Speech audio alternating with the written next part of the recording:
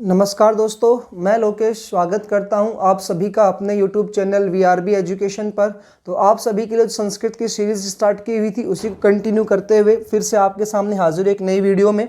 Topic अपना चल रहा था समास को लेकर, बात कर रहे थे अपन। समास शब्द सम प्लस आस प्लस घंज प्रत्यय बन करके बनता है। सम उपसर्ग जिसमें आस धातु होती है और घ जो होते हैं प्रत्यय होता है। इसके अंतर्गत हमने वैसे तो सिद्धांत कौमुदी में 4 समास आते हैं, जबकि लघु सिद्धांत कौमुदी में 5 समास आते हैं, जिसमें से एक समास केवल समास पढ़ लिया था, दूसरा समास अविभावित समास स्टार्ट किया था। तो जिस समास में पूर्व पद प्रधान हो वो कौन सा समास होता है, तो अविभाव समास होता है बच्चा। इस अविभाव समास के अंतर्गत हमने 4 से 5, इसमें लगभग 14 से 15 सूत्र आते हैं। उन सूत्रों के अंतर्गत हमने जो पहले सूत्र पढ़ चुके हैं वो एक बार आपके सामने रिपीट कर देता हूँ। पीछे वाली वीडियो इसी से संबंधित थी बच्चा। पहले हमने पढ़ा था विभक्ति, और विभक्ति जो होता है इसके अंतर्गत जो होता है कौन सी विभक्ति का प्रयोग होगा विभाव समास में, सप्तमी विभक्ति का यहाँ पर प्रयोग हुआ था। ठीक है, ये आपको याद रखना है बच्चा इसमें। और इसके अलावा इसमें विभक्ति के अंतर्गत कौन से अव्यय का प्रयोग होता है, तो अव्यय का यदि प्रयोग पूछता है तो यहाँ पर अधि अव्यय का यहाँ पर क्या होता है, प्रयोग होता है। और अंत में जो शब्द लिखा जाता है वो अंत में शब्द जो लिखा जाएगा अंत में, यहाँ पर पॉइंट टू पॉइंट आप सामने लिख देता हूँ, इति शब्द को फिर अपन अंत में यहाँ पर विग्रह में लिखते हैं। दूसरा बात की थी हमने यहाँ पर अभाव में बच्चा। अभाव जो आता है, इस अभाव के अंतर्गत जो आती है विभक्ति पूछता है तो विभक्ति आती है षष्ठी विभक्ति। कौन सी विभक्ति का प्रयोग करते हैं, षष्ठी विभक्ति का प्रयोग करते हैं। दूसरा पॉइंट फिर यहाँ पर यदि अव्यय पूछता है अभाव में तो यहाँ पर बच्चा निर अभाव, यहाँ पर अपने क्या था, अभाव में निर शब्द का यहाँ पर क्या किया था, प्रयोग किया था, निर्जनम निर्गुणम इस प्रकार से। उसके बाद तीसरा पॉइंट क्या था, अंत में हमने यहाँ पर क्या लिखा था बच्चा, तो अंत में अभाव फिर शब्द यहाँ पर लास्ट में अपन लिख देते हैं। ठीक है, उसके बाद फिर अगला पॉइंट हमने जो देखा था वो आया था जैसे समृद्धि शब्द लिखा था, और समृद्धि में बेटा फिर वही विभक्ति कौन सी आ जाएगी, यहाँ पर विभक्ति आ जाएगी षष्ठी। अव्यय का यदि प्रयोग किया था तो अव्यय इसमें आता है यहाँ पर समृद्धि में सु। इसके अलावा तीसरा हमने देखा था अंत में अपन क्या लिखते हैं, यहाँ पर समृद्धि शब्द जो है अंत में हमने यहाँ पर लिखा था। एग्जाम्पल के अकॉर्डिंग आप पीछे वाली वीडियो देख लीजिएगा। चौथा फिर हमने बच्चा इसमें लिखा था वृद्धि शब्द, और वृद्धि शब्द में जो है विभक्ति वही षष्ठी विभक्ति का प्रयोग होगा। दूसरा अव्यय जो आता था यहाँ पर कौन सा अव्यय का प्रयोग किया गया था, तो दुर्अव्यय का प्रयोग किया गया था। और तीसरा फिर हमने इसमें देखा था कि अंत में क्या शब्द लिखा जाता है, जैसे इनमें लिखा जाता है तो वृद्धि शब्द जो था इसमें क्या लिखा गया था, अंत में लिखा गया था। एक हमने 5वां जो देखा था इसमें वो देखा था समीप। समीप में बच्चा विभक्ति यदि पूछता समीप अर्थ में कौन सी आती है, तो विभक्ति वही षष्ठी विभक्ति का प्रयोग होता है। दूसरा यदि क्वेश्चन पूछे कि इसमें कौन सा अव्यय का प्रयोग होगा, तो बच्चा समीप में यहाँ पर उप का प्रयोग किया था हमने। और तीसरा हमने यहाँ पर देखा था लास्ट में अपने क्या शब्द लिखा था, समीप शब्द को लिखा था। तो इन पांचों को लेकर के और अविभाव समास के परिभाषा को लेकर के हमने पीछे वाली वीडियो में अच्छे से डिस्कशन कर लिया था। आपको एग्जाम्पल समझने हैं तो आप वो वाली वीडियो जरूर देख लीजिएगा। आगे बात करते हैं इन 5 सूत्रों के अलावा फिर अगला अविभाव समास में आता है यहाँ पर सूत्र, जैसे एक आता है बच्चा अत्यय। अत्यय ये है। अब इसमें अति होता है, अत्यय में क्या होता है, अति होता है, और अत्यय का अर्थ यहाँ पर क्या होता है, नाश अर्थ में। तो अत्यय का प्रयोग जो है वो किस अर्थ में किया जाएगा, यहाँ पर नाश अर्थ में इसका प्रयोग होगा।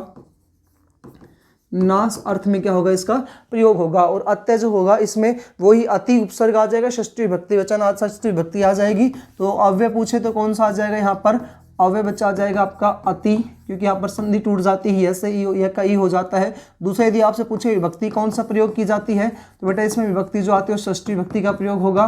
और अंत में जो शब्द अपन लिखेंगे वो कौन सा लिखेगा, तो अंत में जो शब्द लिखा जाएगा वहाँ पर अत्यय शब्द को अपन अंत में लिख देंगे। तो अंत में यहाँ पर क्या लिखेंगे अपन, अत्यय शब्द यहाँ पर लिखा जाएगा आपका। ठीक है, अब इसका एग्जाम्पल देखिएगा। बड़ा ही अच्छा और बड़े ही इंपॉर्टेंट टॉपिक है अविभाव समास, और बड़े आसानी से आप सबको याद हो जाता है। ठीक है, अति हिमम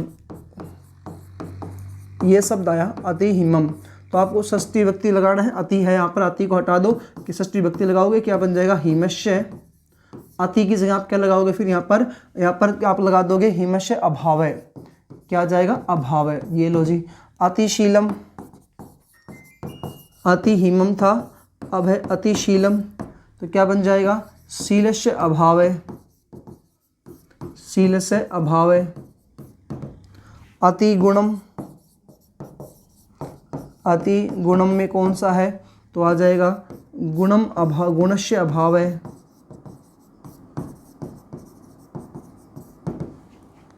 अति रूपम, रूपस्य अभावय। इस प्रकार से आप देख रहे हो विग्रह करते हैं तो अभाव शब्द लिखा जाता है और आगे जो आता है फिर आपका क्या आ जाता है, अति शब्द आ जाता है। अति पुष्पम आ जाए तो क्या कर दोगे, पुष्पस्य, पुष्पाणाम, पुष्प सारे होते हैं तो पुष्पाणाम अभाव है। अति धनम आ जाए तो धनस्य अभाव है, ठीक है, वो और लिख लेते हैं। अति पुष्पम पुष्पाणाम अभाव है।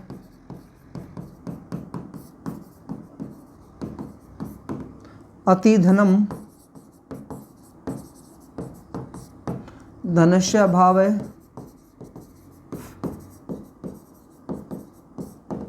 अति वसंतम तो वसंतस्य अभाव है।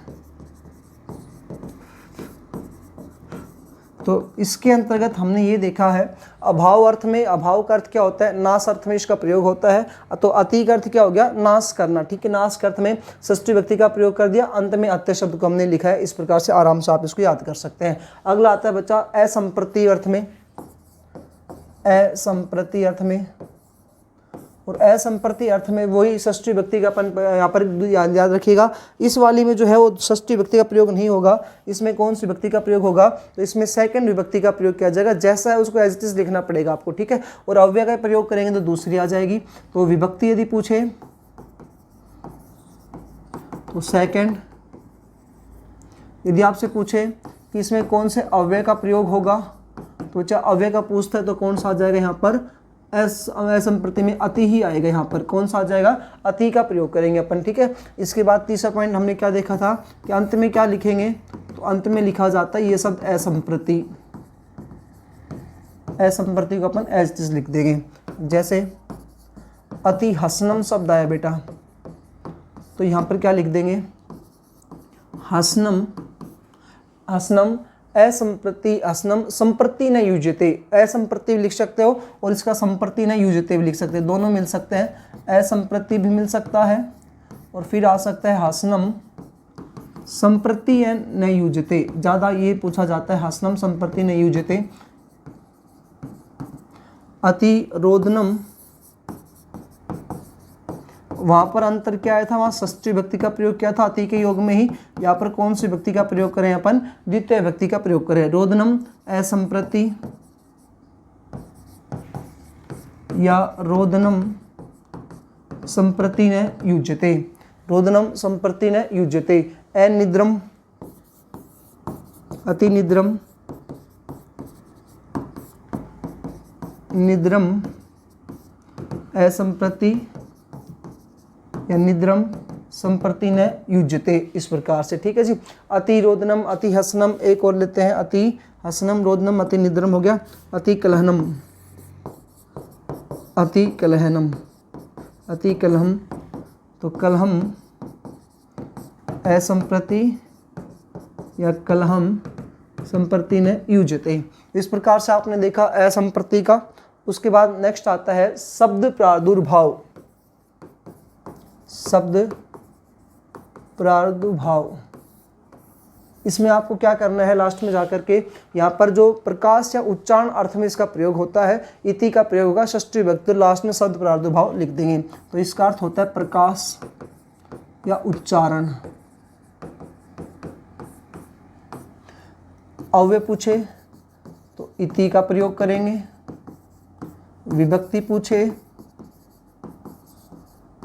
तो यहाँ पर षष्ठी विभक्ति का अपन प्रयोग कर देंगे, सिक्स्थ विभक्ति का भाई यहाँ पर प्रयोग होगा। और यहाँ शब्द जो लिखा जाएगा वो आ जाएगा शब्दस्य प्रादुर्भाव।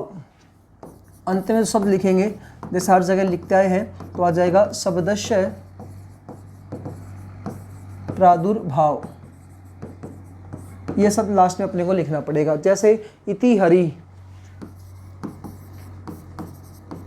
तो यहाँ पर क्या बन जाएगा, हरि शब्दस्य प्रादुर्भाव, हरि शब्दस्य प्रादुर्भाव आ जाए। इति रामम, राम शब्दस्य प्रादुर्भाव। इति विष्णु, विष्णु शब्दस्य प्रादुर्भाव। इति व्यासम, व्यास शब्दस्य प्रादुर्भाव। ये लो जी आपके इस प्रकार से इति वेदम, तो वेद शब्दस्य प्रादुर्भाव, वेद शब्दस्य प्रादुर्भाव है। तो इस प्रकार से आपका ये भी कंप्लीट हुआ शब्द प्रादुर्भाव का। उसके बाद बात करते हैं पश्चात। पश्चात अर्थ में किसका प्रयोग होगा? तो बेटा पश्चात अर्थ में जिसका प्रयोग होता है वो होता है अनुपसर्ग षष्ठी विभक्ति और पश्चात फिर अपन लास्ट में लिख देंगे। अव्यय पूछे तो कौन सा आ जाएगा? अनु। दूसरा विभक्ति पूछता है तो कौन सी करेंगे अपन यहाँ पर? षष्ठी। और तीसरा आता है कि अंत में क्या लिखेंगे अपन? तो पश्चात को अंत में लिख देंगे। बड़े इजीली तरीके से आपको उम्मीद है याद हो रहा होगा। जैसे करके लिखते हैं अपन, कई बार आए पेपर में अनुरथम, तो यहाँ पर क्या कर देंगे? रथस्य पश्चात अनुरामम, रामस्य पश्चात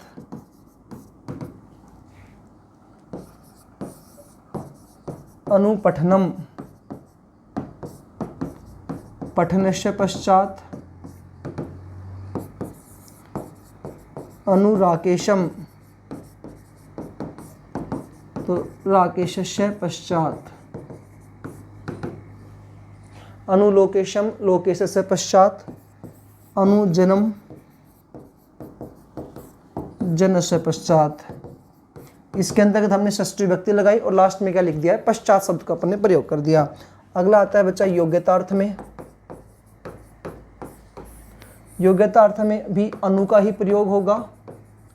अब वहां पर अनु आया था, पश्चात लिखा था, यहाँ पर अनु आएगा तो यहाँ पर क्या लिखेंगे? योग्यम शब्द लिखेंगे। योग्यता अर्थ में अनु, विभक्ति कौन सी आ जाएगी? छठी यहाँ पर विभक्ति आ जाएगी। तीसरा लास्ट में अंत में क्या लिखेंगे अपन? यहाँ पर योग्यम शब्द लिखेंगे। जैसे अनुरूपम, तो क्या बन जाएगा? रूपस्य योग्यम।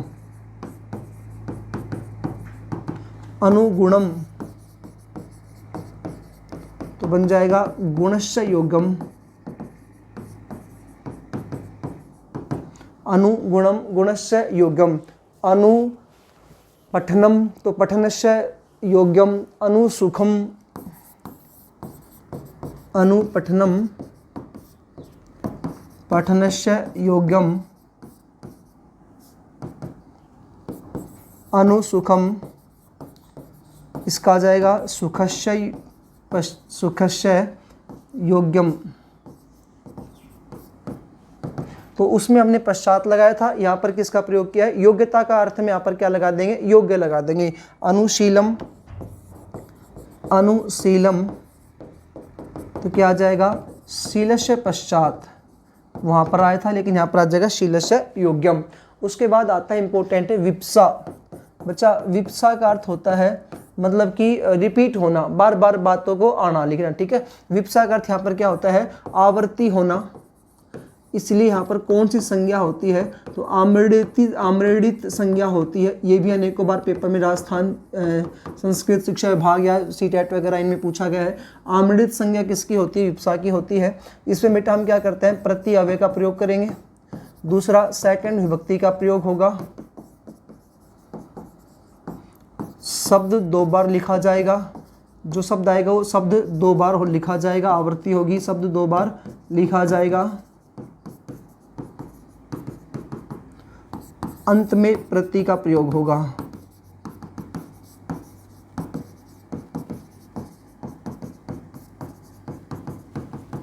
जैसे शब्द है प्रतिदिनम, तो इसको तोड़ेंगे तो विग्रह करेंगे दिनम दिनम प्रति। अंत में प्रति का प्रयोग होगा, प्रति लिख दिया। दो बार शब्द प्रयोग होगा, दिनम दिनम आ गया। और सेकंड विभक्ति का प्रयोग कर देंगे, प्रति अव्यय का इसमें क्या होता है? प्रयोग होता है। प्रतिरूपम, तो रूपम रूपम प्रति, रूपम रूपम प्रति। प्रतिक्षणम, क्षणम क्षणम प्रति।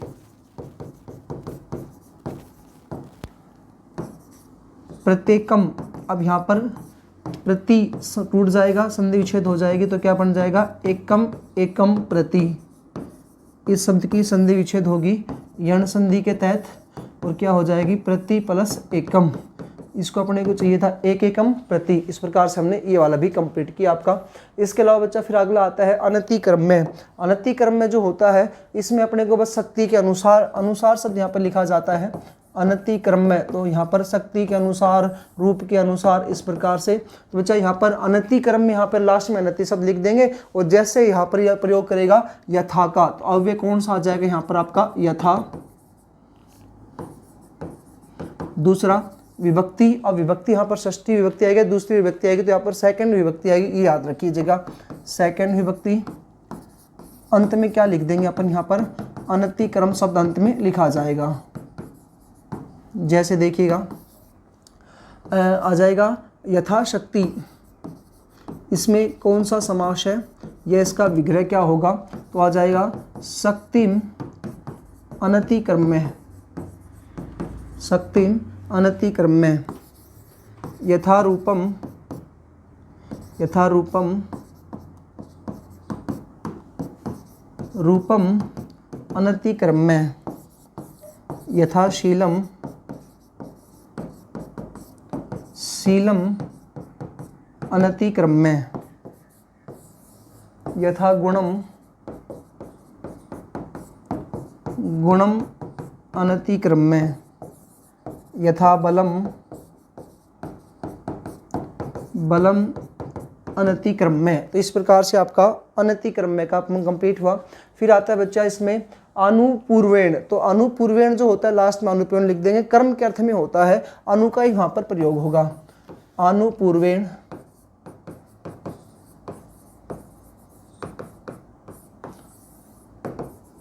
कर्म के अर्थ में, यानी पहले बड़ा है फिर छोटा है, इस प्रकार से। अव्यय कौन सा आएगा यहाँ पर, अनुअव्यय आ जाएगा, अनुअव्यय आएगा। और यहाँ पर अपन जो विभक्ति लगाएंगे षष्ठी विभक्ति लगा देंगे, लास्ट में क्या लिख देंगे अनुपूर्वेण, षष्ठी विभक्ति अनुपूर्वेण अंत में लिख देंगे।